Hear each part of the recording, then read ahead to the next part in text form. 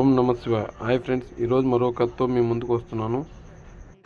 అత్తకు అన్నం పెట్టదు కానీ పండగ రోజుల్లో ఆవుకు అరటిపండు పెడుతుందంట. దీని గురించి ఇప్పుడు తెలుసుకుందాం. ఒకరోజు ఒక స్త్రీ ఆవుకు అరటిపండు తినిపించడానికి చూస్తుంది. ఆవుకు అది తినడం ఇష్టం లేక వెనక్కి వెళ్ళిపోతుంది. అయినా ఆ స్త్రీ బలవంతంగా తినిపించడానికి చూస్తుంది. దాంతో ఆవు పోవడానికి చూస్తే ఆ స్త్రీ భయపడి అక్కడి నుంచి వెళ్ళిపోతుంది. అది గమనించిన ఎద్దు, ఆ మహిళ నీకు ఎంతో ప్రేమగా తినిపించడానికి వస్తే నువ్వు ఎందుకు అలా చేశావు అని అడగ్గా, అప్పుడు ఆవు ఆ స్త్రీకి ఉన్నది ప్రేమ కాదు, స్వార్థం. ఇవాళ ఏకాదశి కాబట్టి నాకు అరటిపండు పెట్టడానికి ప్రయత్నిస్తుంది. సాధారణ రోజుల్లో నేను కనిపిస్తే కర్రతో కొడుతుంది. అయినా ఆవిడ తన సొంత ఇంట్లో అత్తగారికి అన్నం పెట్టదు.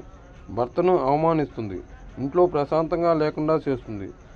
ఈరోజు మంచి రోజు కాబట్టి ఆవుకు అరటిపండు పెట్టి చీమలకు చక్కెర వేసి నదిలో మునకలు వేసి పుణ్యాలను సంపాదించాలని చూస్తుంది. అందుకే ఎంతో ప్రేమతో పెట్టిన ఎండిపోయిన రొట్టెలైనా తినే నేను ప్రతిఘటించాల్సి వచ్చింది అని అంటుంది ఆవు.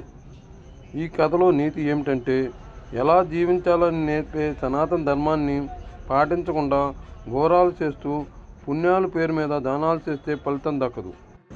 సకల దేవతా స్వరూపిణి శ్రీ గోమాతకు జై. హాయ్ ఫ్రెండ్స్, ఈ కథ నచ్చితే లైక్ చేయండి, సబ్స్క్రైబ్ చేయండి. ఓం నమ శివాయ.